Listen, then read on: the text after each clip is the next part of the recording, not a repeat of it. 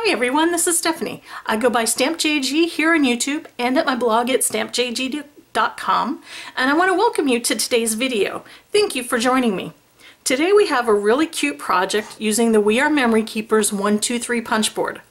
I will be making a box, so if you also have the We Are Memory Keepers gift box punch board, it will work just as well. I have a whole video on how to use this punch board in depth, and I will link it up in the cards and down in the description below. I will also have links to all of the products that I use in this video. In addition to the We Are Memory Keepers punch board, it comes with the stylus, but I'm going to highly recommend a different stylus with this project. Either a bone folder or a metal stylus tool. This is gosh, I've had this for like ever, literally forever. I've seen stuff that's similar that does nails or that you can make flowers with, but anything like this will be better to score the plastic. Of course, you'll need scissors, clear tape, and today I'm using red liner tape. This is 1/4 inch red liner tape by American Crafts. I have a 2 1/4 inch die. This is a circle thin die. For the inside of my project, I've got a piece of cardstock, double-sided cardstock, scrapbooking paper, and I believe I got this out of a Die Cuts with a View watercolor or wildflowers or something like that. I'm not sure it's available, but of course any type of cardstock is good, and it really does not have to be double-sided for this project.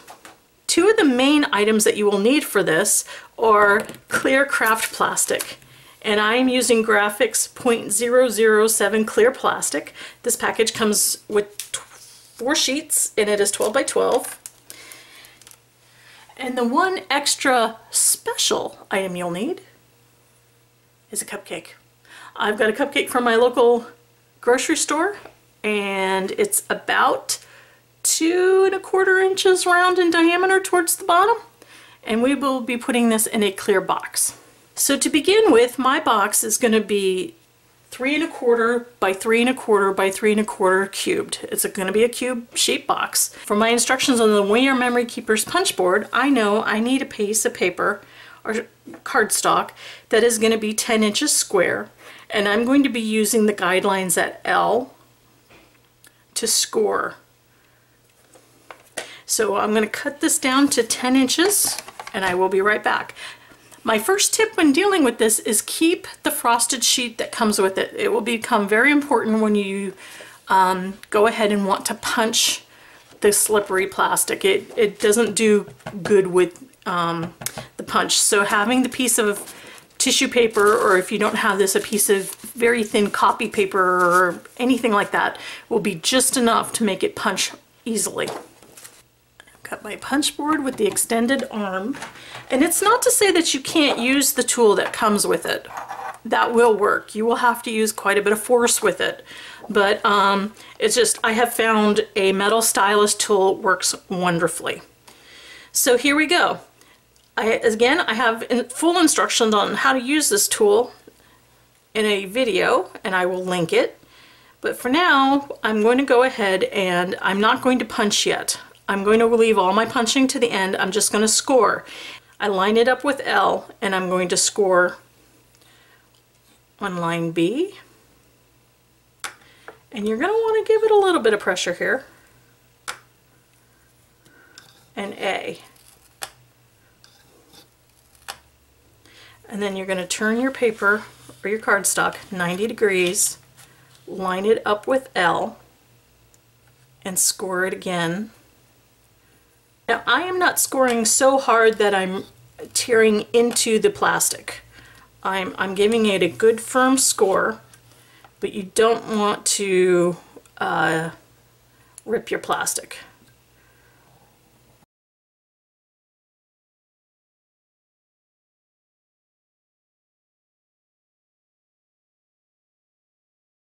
I have scored all the lines in my plastic. Now here's tip number 2. Tip number 1 was to keep your tissue sheet. Tip number 2 is to go ahead and turn your plastic over and score it again on the back. Plastic is very, very finicky. It does not want to fold. So I have found to get success with this, I flip it over, line it up with L, and go ahead and score again on the back.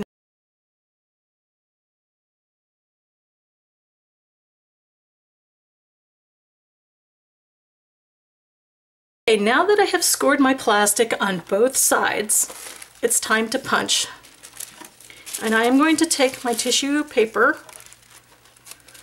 and I'm going to fold it around the edge, and I'm going to make sure I have this edge free because I need to line this up with L.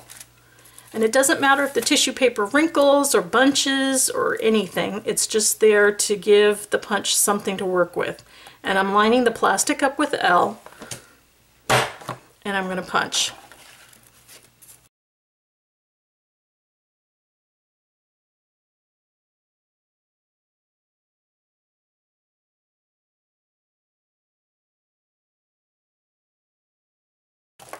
Now that we've done that section, we can go ahead and round our flaps.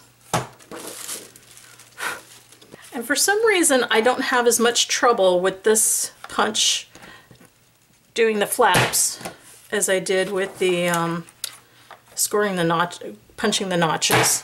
So I'm not using plastic for this.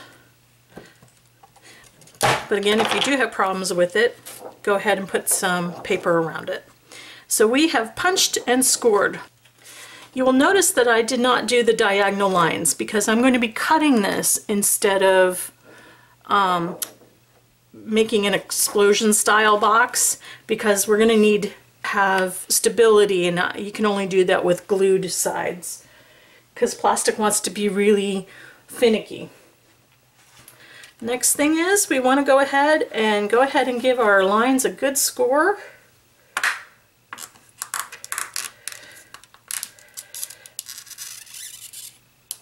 Do this with your fingers or a bone folder.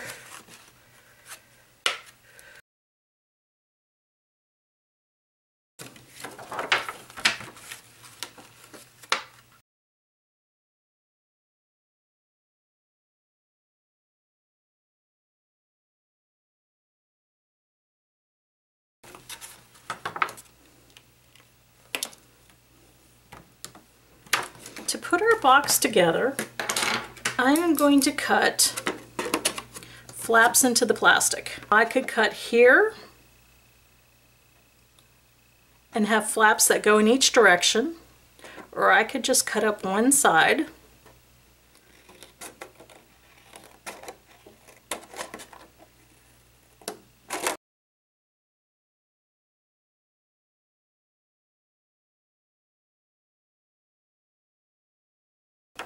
And now my flaps will turn in.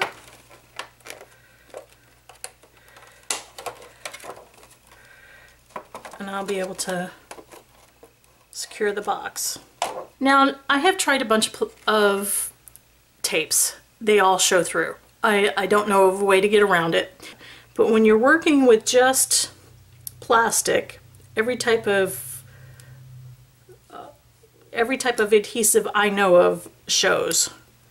This one shows the least, followed by ATG. My ATG gun did not show as much. So part of this is to use smaller pieces or to place it strategically so that you don't have as much showing. To make it strong, I could put tape along the bottom, or I could just come in. I've seen some where they just go ahead and cut the excess off, leaving just a little flap.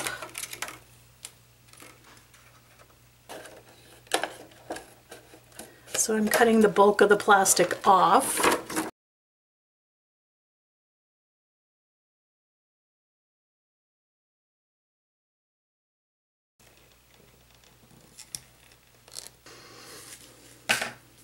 I've got my box ready to go.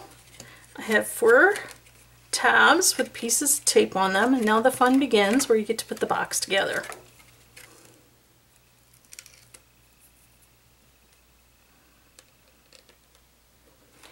And I'm putting my fingers on the edge to make sure they line up, because once sticky strip is down, it just does not, or red liner tape is down, it does not necessarily want to move.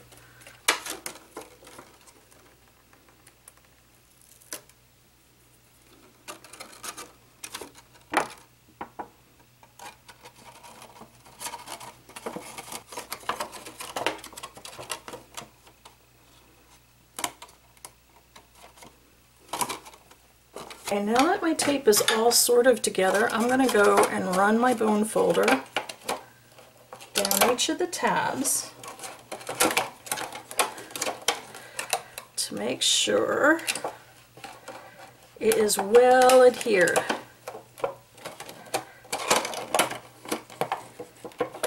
And here we have a clear acetate box.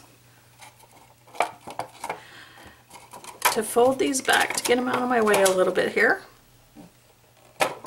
Okay, I have a decorative piece of cardstock. This is double-sided, and it's cut to 6 1/4 inches square. My box is 3 1/4 inches square on the inside. So I wanted that 3 1/4 inches plus 1 1/2 inches. So that's how I came up with the measurement of 6 1/4. So from each side I measured in 1 1/2 inches.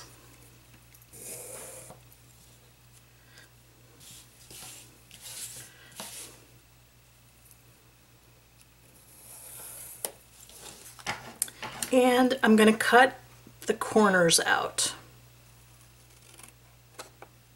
where I could leave another little flap if I wanted to, which I think I'll try, to give me something to adhere.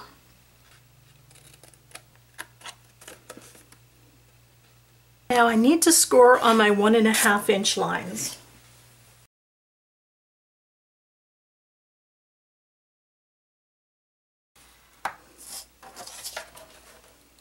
I fold in,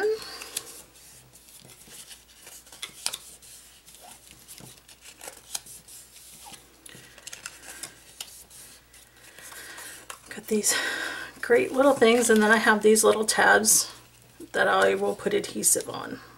Okay, now that we have everything cut and scored, I am going to put,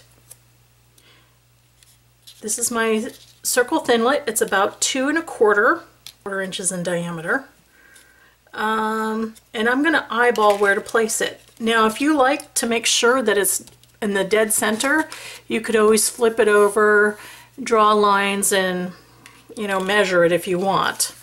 Okay, that looks centered to me.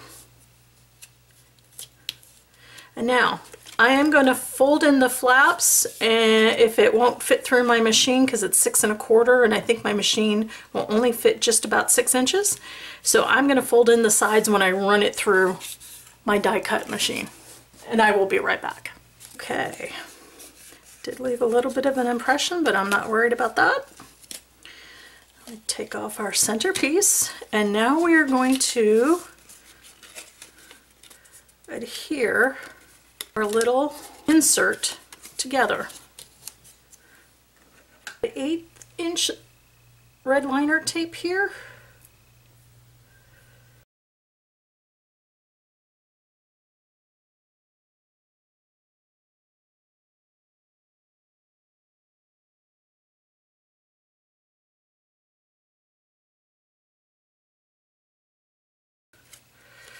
And now for the moment of truth. Did we cut it correctly? Yes. So now we have a decorative insert ready for our cupcake.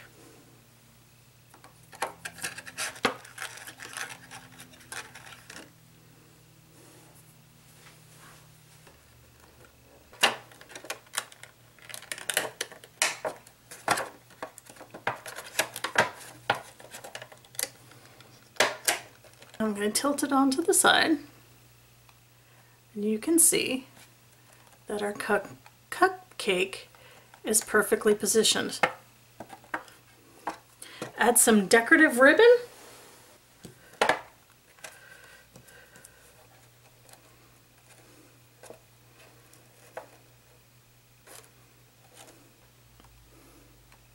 And here you have a beautiful little gift for a friend or loved one on their special day that is sure to make them smile.